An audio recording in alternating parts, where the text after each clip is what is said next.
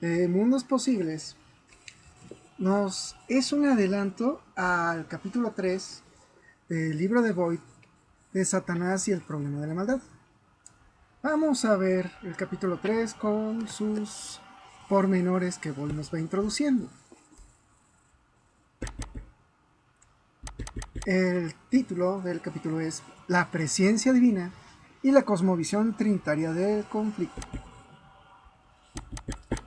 Void nos introduce textos de antemano existentes en otros libros como El problema del dolor de C.S. Lewis, con base a lo que el siguiente texto. Al crear seres con libre albedrío, la omnipotencia se somete desde el principio a la posibilidad de la derrota. Lo que usted llama derrota, yo lo llamo milagro, porque crear cosas diferentes de él mismo y que de ese modo lleguen a ser capaces de ser resistidos por la propia obra de sus manos, es la más asombrosa e inimaginable de todas las proezas que atribuimos a la deidad. Sigue Boyd citando a Lewis, pero en otra obra, que es Cristianismo y nada más.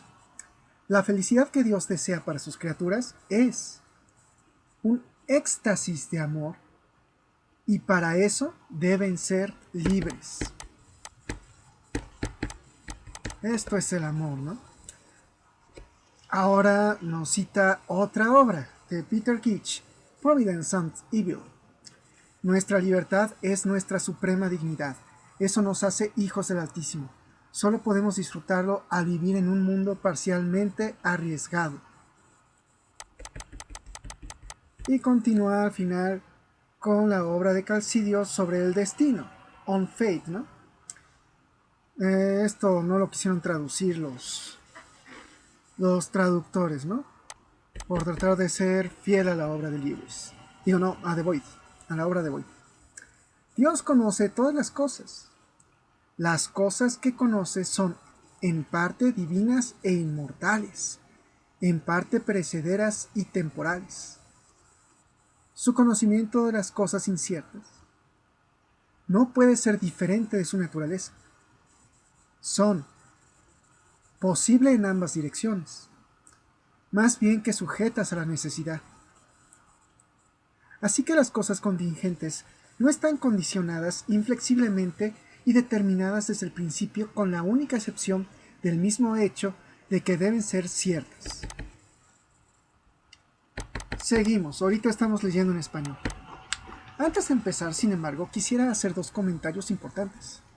Primero, lo que digo no es que los creyentes no pueden aceptar la cosmovisión trinitaria del conflicto sin aceptar también la perspectiva abierta del futuro. Es decir, sin negar que Dios posea la PED, presencia exhaustivamente determinante, muchos hermanos en Cristo aceptan algo como la cosmovisión trinitaria del conflicto y están activamente involucrados en una guerra espiritual declarada, que no obstante sostienen la doctrina de la PED.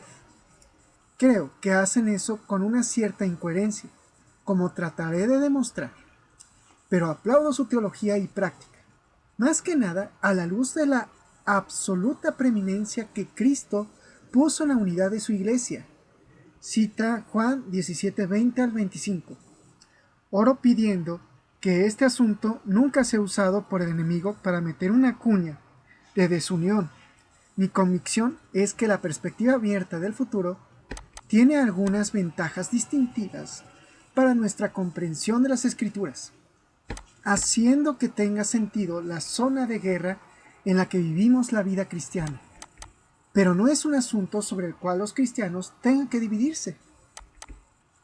Segundo, no es mi intención apostar toda la credibilidad de la teodicea trinitaria del conflicto en mi defensa de la perspectiva abierta del futuro. En su esencia, la teodicea trinitaria del conflicto es sencillamente una expansión y desarrollo de la teodicea del libre albedrío que los arminianos han sostenido. Y siempre la cuestión de la apertura del futuro es, entonces, un diálogo interno de los arminianos sobre cómo hacer que resulte más coherente la defensa del libre albedrío. La perspectiva abierta sobre el futuro, sin embargo, es más bíblica y lógicamente más consecuente con la cosmovisión bíblica del conflicto y la teodicea trinitaria del conflicto que la doctrina de la PED, de la presencia exhaustivamente determinante. Esto es lo que voy a intentar establecer en los dos siguientes capítulos.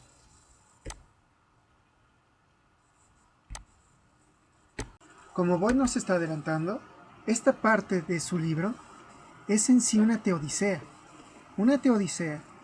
que nos va introduciendo al principio el propio Leibniz, el propio Gottfried Leibniz, ¿no? Leibniz es muy respetado de mi parte porque pues es aquel que para mí yo aprendí más cálculo diferencial de una variable con base a él. Y la teodicea, theodicy en inglés, no encontré en español, disculparán, es algo que el propio Leibniz va desarrollando. Él piensa, por ejemplo, acerca del origen del mal y cómo tiene sentido para el caso del libre albedrío humano. Boyd viene a hacer una objeción al respecto, sobre todo tratando acerca del origen de la doctrina del libre albedrío contra el bautismo infantil. Esto lo estoy citando de la obra, bueno, para decir por qué esto es más afín incluso con el movimiento anabautista, que ellos lo citan en su obra de Inicio Dei, de la Red Menonita de Misión de los Anabautistas, en que ellos se oponen justamente a esta cuestión del bautismo infantil, porque resulta que San Agustín es el teólogo por excelencia de este tipo de doctrinas. De hecho, en este sentido, los de Inicio Dei dicen que Agustín enfatizó experimentar la presencia de Dios mediante los sacramentos. En tal sentido, el bautismo, si uno recuerda, si yo fui católico romano, si uno recuerda el catolicismo romano, el bautismo es un sacramento. Y en ese sentido, para San Agustín se experimenta a Dios mediante el bautismo de los infantes. Sí. Así desarrolló una fe sacramental en la cual para recibir el perdón de los pecados se necesitaba del bautismo, el bautismo infantil, conforme a la doctrina del pecado original que tiene el catolicismo romano, a la cual Martín Lutero no se opuso. Y esto viene a tener un problema posterior.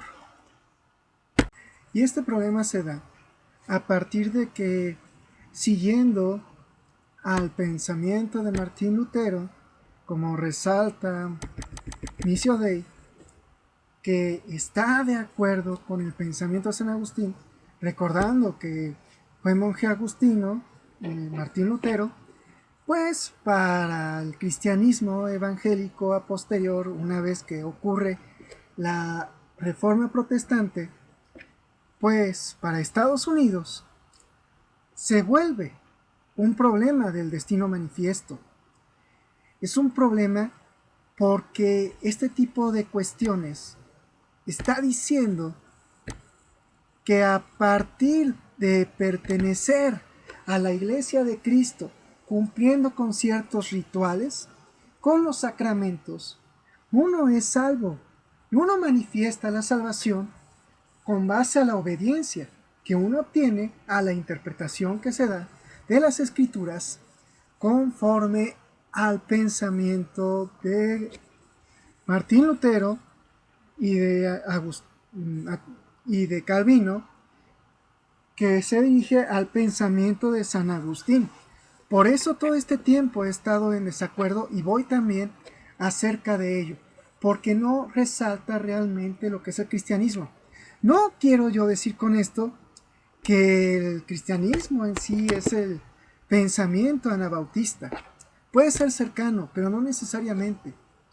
Esto es más bien un pensamiento crítico que debe de tenerse por parte del cristiano como seguidor a Jesús.